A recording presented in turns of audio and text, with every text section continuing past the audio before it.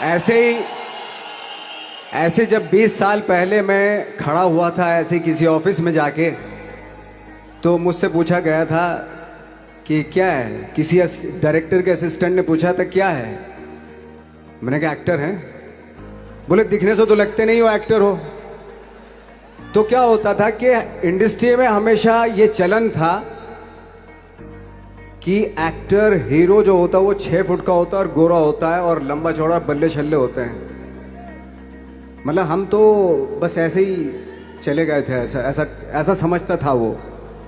और शिप्रा, मैं ये आपको यकीन दिलाना चाहता हूँ इस चीज़ का कि मेरे खुद के रिश्तेदारों ने भी, जब मैंने उनसे इच्छा जाहिर की कि मैं एक्टर बनना चाहता हूँ, तो उन्होंने भी मुझे डीमोरलाइज किया कि पहले शक्ल तो देख ले अपनी, क्योंकि 5 फुट का छोटा पतला दुबला सा आदमी, काला कलूटा। मुझे खुद को पता नहीं था कि इंडस्ट्री में मेरा क्या हाल होगा, बट एक जिद थी और हजारों लाखों, मतलब सालों साल से इंडस्ट्री में सिर्फ यही चलन था कि एक्टर तो, हीरो तो जो है ऐसा होता है। लेकिन सब ऑड सिचुएशंस के बावजूद भी गए। लेकिन एक चीज मेरे दिमाग में थी कि जो सब कर रहे हैं वो नहीं करना है, तो अलग क्या करूं, अलग क्या होना चाहिए। उसके लिए ट्रेनिंग की ज़रूरत थी, जो मैंने नेशनल स्कूल ऑफ ड्रामा में आके ट्रेनिंग ली। 3 साल मैंने एक्टिंग की पढ़ाई की वहाँ पे, और अपनी एक क्राफ्ट के बारे में समझा कि एक्चुअली इस पर्सनैलिटी में अगर मैं लोगों को इम्प्रेस करना चाहता हूँ, उसके लिए एजुकेशन की बहुत ज़रूरत है। या जो भी आप काम कर रहे हो उसमें क्राफ्ट, उसका एक्सपर्ट होना बहुत ज़रूरी होता है।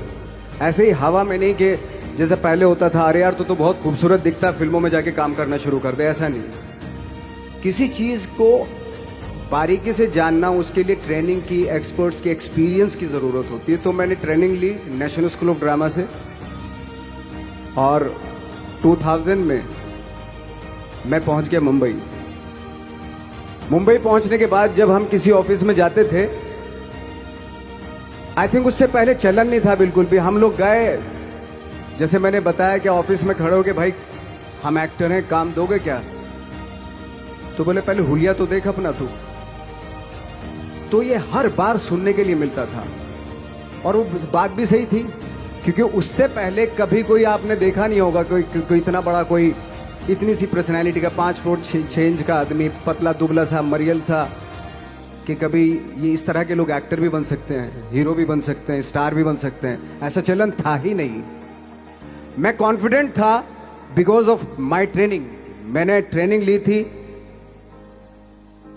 और अपनी क्राफ्ट के बारे में बहुत अच्छे से जानता था मैं, और उस चीज का सिर्फ कॉन्फिडेंस था मुझे कि आज नहीं तो कल, कल नहीं तो परसों, या 10 साल या 20 साल या 30 साल के बाद नंबर जरूर आएगा मेरा।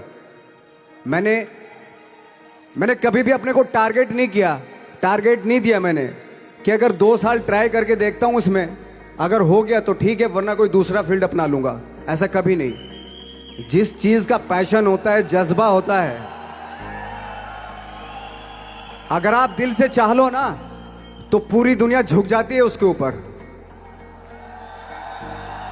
उसको पूरा करने के लिए पूरी कायनात एक हो जाती है कि इस आदमी की जिद के लिए, इस आदमी की जिद के आगे झुकना पड़ेगा, और पूरी दुनिया झुकती है आपकी जिद के आगे। लेकिन आपको जिद्दी होना पड़ता है, आपको बहुत सारे सेक्रीफाइस भी करने पड़ते हैं, क्योंकि ये आपने चाहा है। परीक्षा देनी पड़ती है आपको, जितना बड़ा इम्तिहान होगा उतनी बड़ी परीक्षा भी देनी पड़ेगी। आसान काम नहीं है। छोटे छोटे टारगेट बनाएंगे तो छोटों में निपटारा हो जाएगा। हमेशा अपने आप को टारगेट बढ़ा दो। तो उसके लिए हमेशा अपने आप को अनकंफर्ट जोन में डालो, कि जो इम्पॉसिबल है उसको पॉसिबल करने की शिद्दत, पैशन आपके अंदर होना चाहिए, वो हो जाता है। आज जो दुनिया में इतने सारे एक्सपेरिमेंट हुए हैं, ये सिर्फ इसी बिना पे हुए हैं, पागलपन के जरिए ही हुए हैं ये सारे एक्सपेरिमेंट। एक मैंने कहीं सुना था कि जब आप एक्सपेरिमेंट करते हैं तो फेलियर भी होते हैं, कई बार फेलियर होते हैं। कोई एक एक्सपेरिमेंट करने के लिए, कोई एक चीज करने के लिए बहुत बार हमने भी झेला है, बहुत बार फेलियर हुए हम लोग। लेकिन एटलीस्ट हमें इतने सारे फेलियर होने से इतने तरीके पता चले कि इन तरीकों से सक्सेस नहीं मिल सकती। फॉर एग्जाम्पल, एडिसन ने जब बल्ब का आविष्कार किया तो 100 बार एक्सपेरिमेंट किए अपनी जिंदगी में। 100 बार एक्सपेरिमेंट करने के बाद जब उसको पता चला कि अरे फॉर्मूला तो ये था बल्ब बनाने का, तो एटलीस्ट उसको ये, उसके साथ साथ उसको ये भी पता चला कि 100 जो तरीके हैं, 100 तरीकों से बल्ब नहीं बनता। ये भी पता चला उन फेलियर्स में उसको।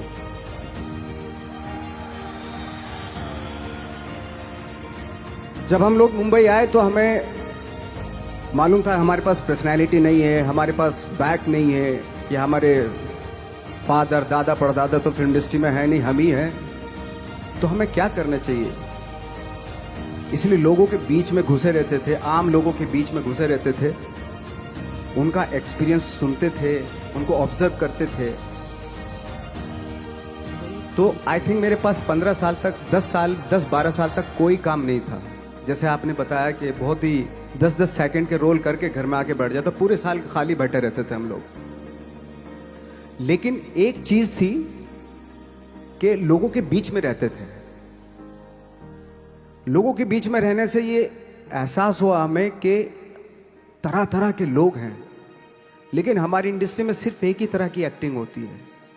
हजारों करोड़ों लोग हैं इस दुनिया में, लेकिन एक्टिंग सिर्फ एक ही तरीके से होती है हमारे यहां।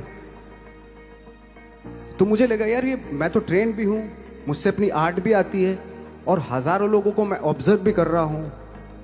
तो ये तो सबसे अच्छा सूत्र है। इससे तो मैं बहुत कुछ कर जाऊंगा। तो जब ये सूत्र पता चला मुझे कि अब मैं ये जो हजारों लोगों को मैंने ऑब्जर्व किया है, अब जब भी मुझे कोई रोल मिलेगा उन्हीं में से वो एक इंसान होगा। उसी में वो ठाकरे, बाला साहब ठाकरे होंगे, उसी में मंटो होगा, उसी में गणेश गायतोंडे होगा, उसी में फैजल खान होगा, उसी में माजूमदार साहब होंगे। तो इस तरह के, ये कब हुआ? जब हमने लोगों को ऑब्जर्व करना शुरू किया, लोगों के बीच में रहे। मैं 15 साल के बाद जो मेरी लाइफ थी जिसमें खाने तक को नहीं मिलता था, अब फॉर्चुनेट अपने आप को समझने लगा था कि थैंक गॉड कि मुझे ऐसे लोगों के बीच में मुझे रहने का मौका मिला। तो कभी भी, आई थिंक मुझे लगता है कि कभी भी जब आप स्ट्रगल कर रहे होते हैं ना, वो एक मौका होता है आपके पास, वो एक चांस होता है आपके पास कि कैसे उसमें आप अपना ऑब्जर्वेशन, एक्सपीरियंस, जब आपको काम मिलेगा वो उसमें लगाएंगे आप। तो मेरी लाइफ बहुत ही, आज जब मैं सोचता हूं कि यार ये तो बहुत ही अच्छा हुआ, तो जो 15, 10, 12 साल मैंने बिना काम के गुजारे, जो लोगों के बीच में रहा था, मैं आज वो काम आ रहा है मेरे। जहां जरा सा कोई कैरेक्टर मिलता है तो आदमी इसलिए कनेक्ट करता है उनसे कि उनको लगता है कि यार ये तो मेरे पड़ोस का ही, आसपास का ही ये बंदा है। मैंने देखे हैं इस तरह के लोग। आई थिंक यही हमारी सबसे बड़ी जीत है एज एन एक्टर।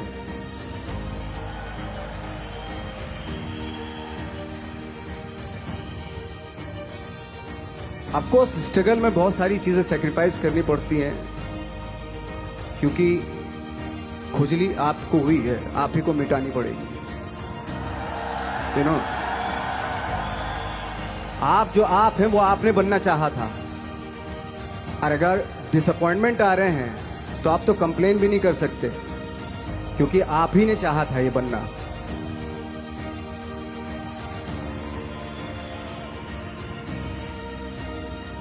तो बस यही था कि 10-12 साल तक मैंने सोचा था, 10-12 साल जब स्ट्रगल हो गए तो मेरे बहुत ज़्यादा वो भी हुआ कि यार छोड़ के चले जाते हैं, कुछ काम मिल नहीं रहा है, क्या हो रहा है कुछ पता नहीं, आई डोंट नो मिल पाएगा या नहीं मिल पाएगा। फिर ये होता था कि नहीं, मेरी मदर जो है ना एक लेटर लिखती थी मुझे हमेशा। तब मोबाइल नहीं आए थे, पेजर आए थे, तो पेजर यहाँ पे लगा के चलते थे हम लोग।